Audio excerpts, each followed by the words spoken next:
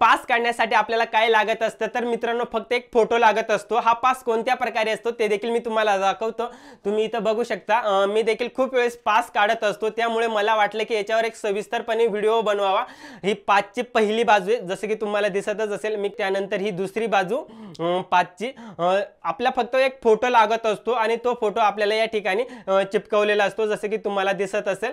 नमस्कार मित्रांनो, पुन्हा एकदा आपल्या एका नवीन व्हिडिओमध्ये मी तुम्हा सर्वांचं मनपूर्वक स्वागत करतो।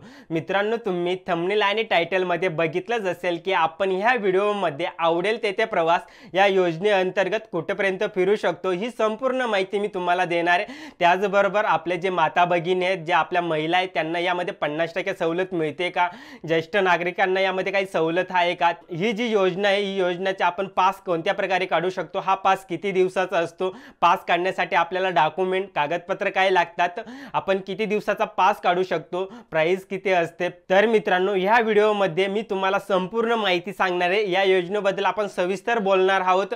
पास कुठून काढायचा असतो ते देखील सांगणार आहे। मित्रांनो, तुमच्या मनामध्ये अजून काही डाऊट असतील, काही प्रश्न असतील तर मला कमेंट करा। पण कमेंट करण्याच्या पहिले मित्रांनो, मी तुम्हाला सांगू इच्छितो की हा व्हिडिओ पूर्ण बघा। या व्हिडिओमध्ये मी तुम्हाला सविस्तरपणे ही पूर्ण पासची माहिती सांगणार आहे। आवडेल तिथे प्रवासी योजना काय आहे याच्याबद्दल आपण सविस्तर बोलणार आहोत। तर चला मित्रांनो, ह्या योजनेबद्दल सविस्तर जाणून घेऊ। तुम्ही या ठिकाणी बघू शकता आपण एसटी महामंडळाची जी वेबसाईट आहे त्या वेबसाईटवरती आलो। जर मित्रांनो तुम्हाला ही संपूर्ण माहिती वाचायची असेल तर व्हिडिओच्या डिस्क्रिप्शन बॉक्समध्ये मी लिंक दिलेले त्यावर क्लिक करा, तुम्ही डायरेक्ट या पेजवर येणार। तर तुम्ही या ठिकाणी बघू शकता आपल्याला पूर्ण माहिती दिलेली। आपल्याला जो पास मिळत असतो तो 4 आणि 7 दिवसाचा पास असतो।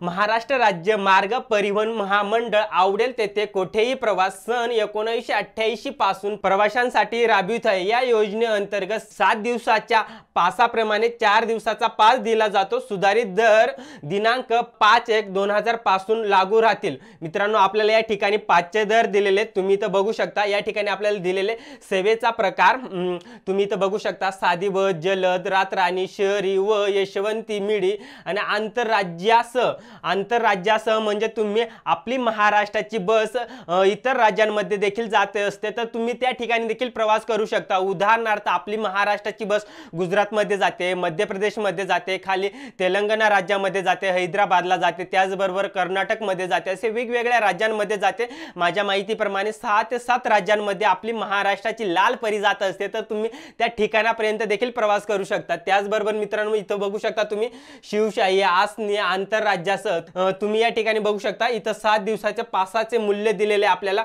प्रौढ व्यक्तीसाठी दिलेले मित्रांनो 2040 रुपये। मित्रांनो, हे 2040 आहेत, ते 7 दिवसाच्या पासचे चा दर आहे। जर लहान मुले असतील मित्रांनो, लहान मुले म्हणजे कोणते मुले तर मित्रांनो इथं आपल्याला कंसामध्ये दिलेले वर दर्शविलेल्या मुलांच्या पासाचे दर 5 वर्षापेक्षा जास्त व 12 वर्षापेक्षा कमी वयाच्या मुलांसाठी आहेत।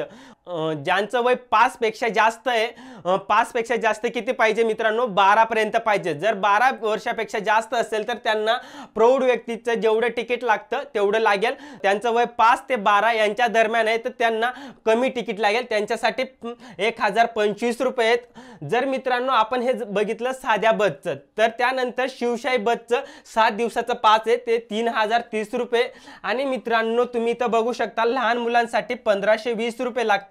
हे झाले मित्रांनो 7 दिवसासाठी। त्याचबरोबर इकडे तुम्ही 4 दिवसाच्या पासाचे मूल्य किंवा जी किंमत आहे, किती पैसे लागतात ते आता आपण बघू। प्रौढ व्यक्तीसाठी मित्रांनो लागत असतात 1170 रुपये।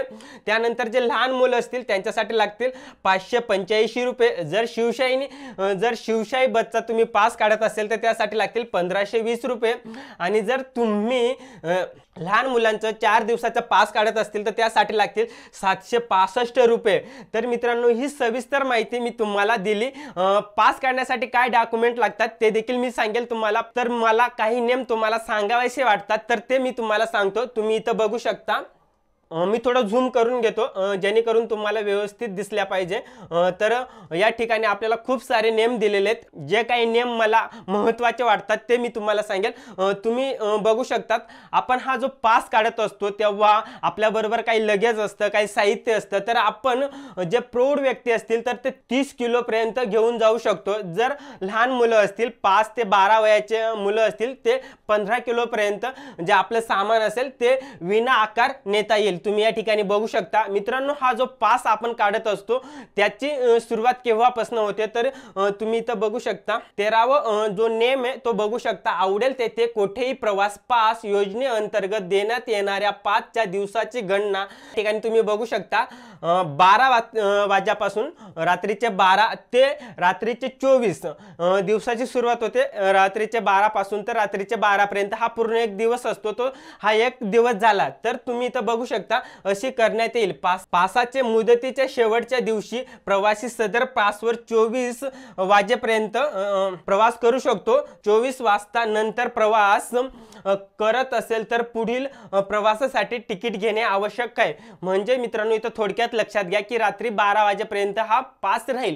तुम्ही 4 दिवसाचा पास काढला, सपोज तुम्ही 20 तारखेला पास काढला तर 20 तारखेला पास सुरू होईल 20, 21, 22, 23 तारखेच्या मित्रांनो रात्रीपर्यंत हा पास चालेल। तर 4 दिवसाचा पास असेल तर तो 4 दिवस चालेल, 7 दिवसाचा पास असेल तर तो 7 दिवस चालेल। सुरुवात होते रात्री 12 पासून आणि संपतो मित्रांनो पास हा रात्री 12 वाजेपर्यंत। मित्रांनो हे काही नियम होते। हे पास काढण्यासाठी आपल्याला काय लागत असतं तर मित्रांनो फक्त एक फोटो लागत असतो। हा पास कोणत्या प्रकारे असतो ते देखील मी तुम्हाला दाखवतो। तुम्ही इथं बघू शकता मी देखील खूप वेळेस पास काढत असतो, त्यामुळे मला वाटलं की याच्यावर एक सविस्तरपणे व्हिडिओ बनवावा। ही पासची पहिली बाजू आहे, जसं की तुम्हाला दिसतच असेल, मी कॅमेरामध्ये दाखवण्याचा प्रयत्न करतो। ही पहिली बाजू आहे, त्यानंतर ही दुसरी बाजू पासची। आपला फक्त एक फोटो लागत असतो आणि तो फोटो आपल्याला या ठिकाणी चिपकवलेला असतो, जसं की तुम्हाला दिसत असेल। फोटो लागत असतो फक्त, बस जास्त डॉक्युमेंट काही लागत नाही। तुम्ही तुमच्या जवळच्या बस स्थानकामध्ये जाऊन चौकशी करू शकता आणि तिथनं हा पास घेऊ शकता।